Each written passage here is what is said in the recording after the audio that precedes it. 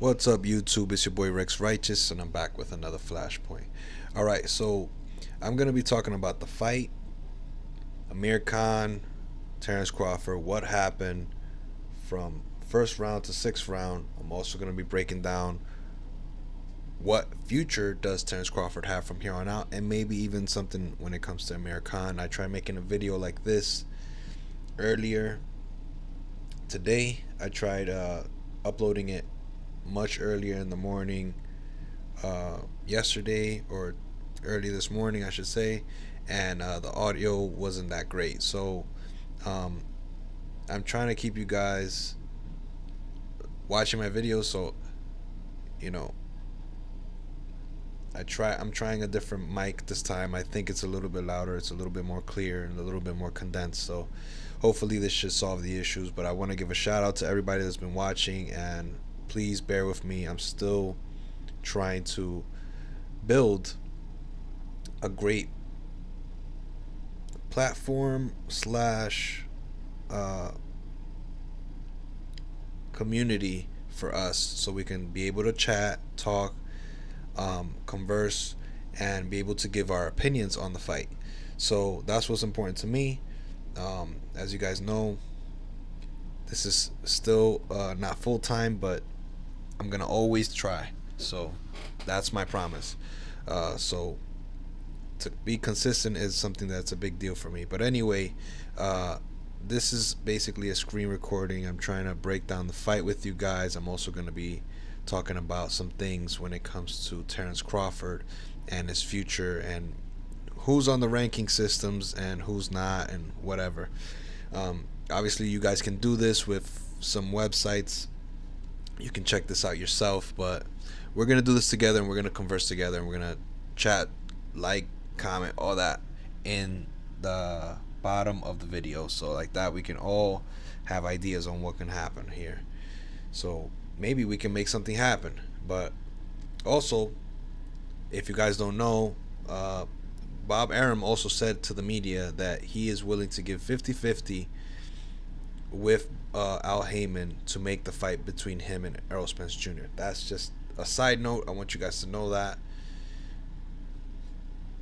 Just remember. But anyway, when it comes to the fight, I thought the fight was okay. I thought that the fight was had some potential. I think a younger Amir Khan would have gave a little bit more busyness to Terence Crawford, and I think that would have been more of an excellent fight.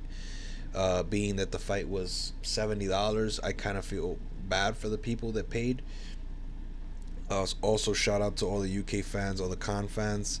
You guys, I know that you love boxing, because Khan is a person that, he really talks about boxing a lot, and he really likes it a lot. But we're gonna try to keep it real here in this video, and this is not to bash anyone.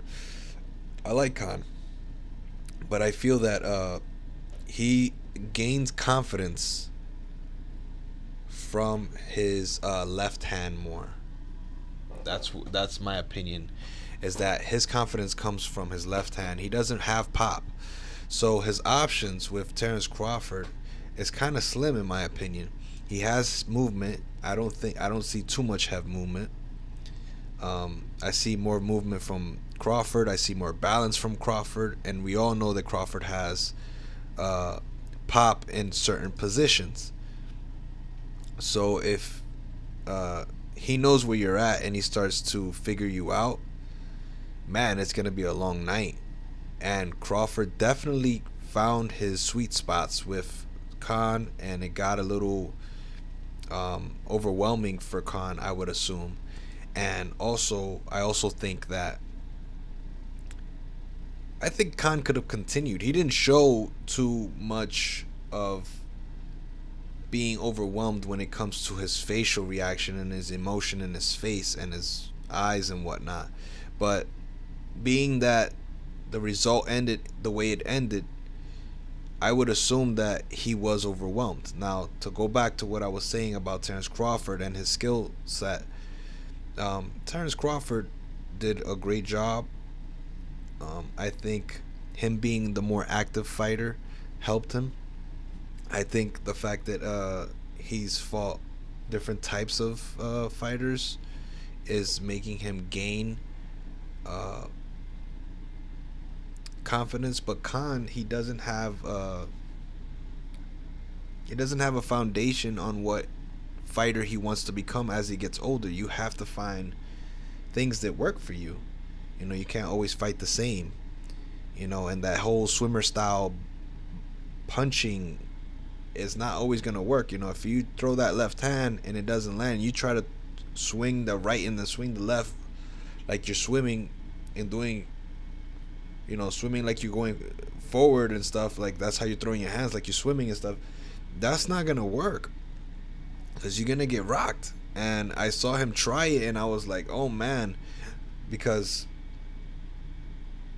you know, there was times that he did do it and he did more of a left jab and then right, but he wouldn't land the right, he would land the lefts.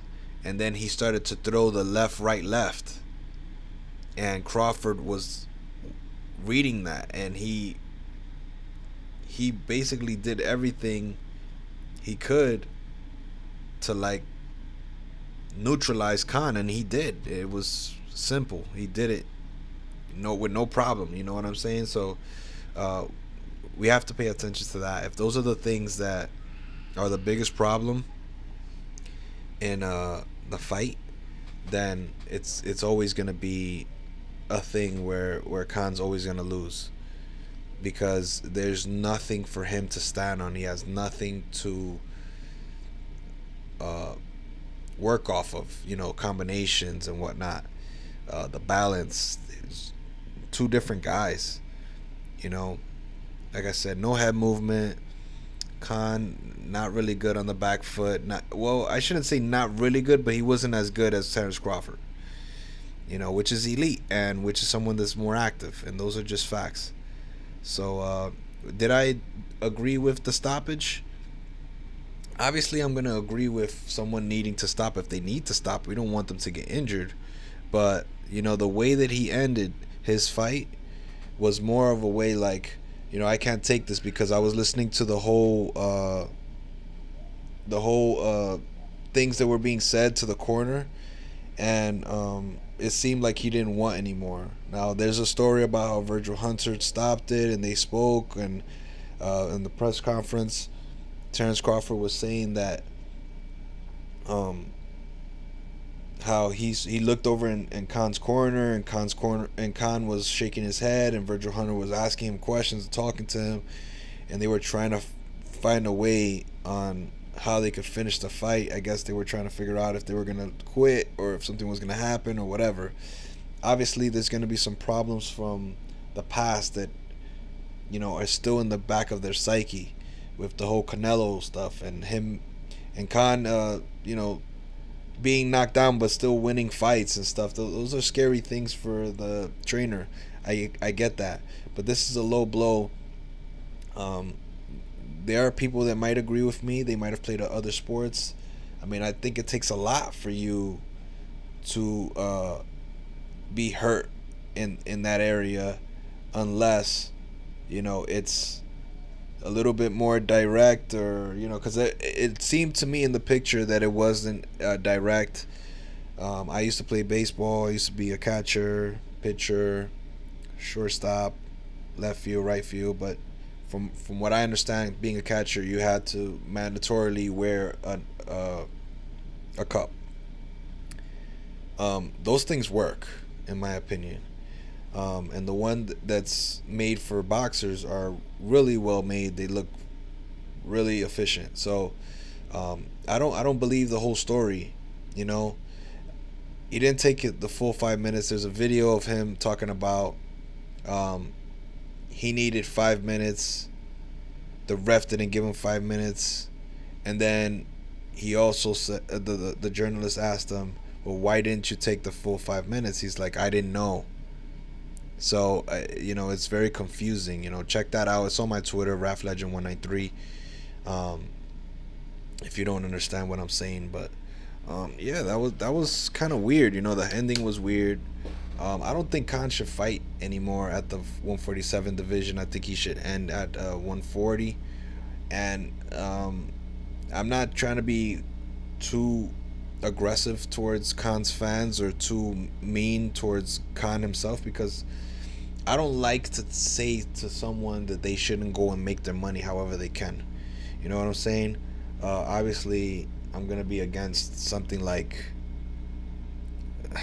against my morals, right? You know, you're not gonna ask for someone to do something that's egregious and outlandish, but at the same time, you know, Khan, if he really wants to fight, you know, and it has nothing to do with uh, just making money in general. Because if you're trying to make money, then you're trying to make money. But this is different. You're not on their level, so you know, whatever you're doing to try and make these fights, and it's working, maybe you should do that somewhere else. Go do the bare knuckle thing with Paulie Malignaggi. Go do that. Go do MMA. He mentioned MMA. He said something about how he was connected to the MMA world and all that. Go do that. This isn't working for you. You know what I'm saying? Or maybe have a string of fights where you win, like with no issues, with no problems. You know, this is unbelievable. So, like I said, he didn't look bad. He didn't look like he was emotionally quitting or anything. And some people are calling for a no contest. Okay, well, I only saw Khan win half of a round, which was the fifth round. And that round, Terence Crawford got super busy. He was on his A game. You know, when fighters are punching and landing and they're not even looking at you after the punch, that's that means you about to get that salsa. You know, you about to get that sauce. So Crawford was getting busy and he was about to knock him out. And it wasn't gonna be one of those knockouts where it's like devastating like Canelo, but it was gonna be precise where he probably doesn't get up and he's like dazed, like he was with Danny Garcia. So I'm gonna move on from the subject. Like I said, I broke it down yesterday. Now it's day 3 after the fight, so I'm kind of done with that fight. I'm looking forward to this weekend and the next week with Triple G and I'm not. I'm sorry, with Canelo and Jacobs. I really look forward to that. I'm gonna be breaking down that fight. This weekend is we have fights on the Zone. Uh, Jesse Vargas. I forgot how to pronounce the one guy's name that beat Roman Gonzalez. Starts with R, but I don't know how to pronounce it. So I think it's Rigonzao or something like that. I'm terrible at remembering his name because I can't pronounce it. It's just bad. I know it ends with like an I or something like that, but whatever. Um, Let me see here.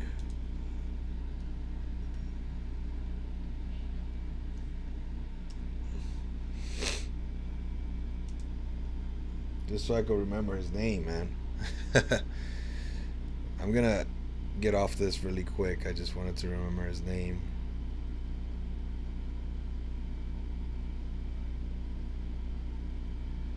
Well, whatever. I'm off this. I know you guys know who he is. Um, this is the pound for pound list. Terence Crawford is number 2. And if you look at the top 10, we only have 1, 2, 3, and 4 people that are not middleweight and welterweight. Most of this is all welterweight and middleweight. So it's crunch time for these guys. Errol Spence Jr., there's talks about him and Sean Porter. Um, they're talking about making that fight. Somebody posted some stuff. I've been seeing some stuff. And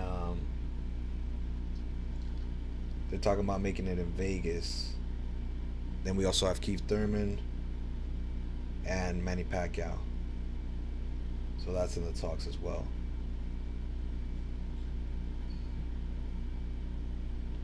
So what's next for Crawford? Okay, let's check it out. Okay, so we have the top 10 list, the pound for pound list. Uh, Lomachenko on ESPN and Crawford are the top two. Canelo is number three. Also, Canelo, I don't know if you guys know this, but Canelo is younger than everybody. He's younger than Spence Jr., he's younger than Crawford, he's younger than Joshua, uh, he's younger than Lomachenko, you know, so that's just something I want to point out. We're gonna look at the rankings here. So this is something I wanted to check out. Okay, I find this a little interesting. So we have BoxRec, right? When it comes to welterweights,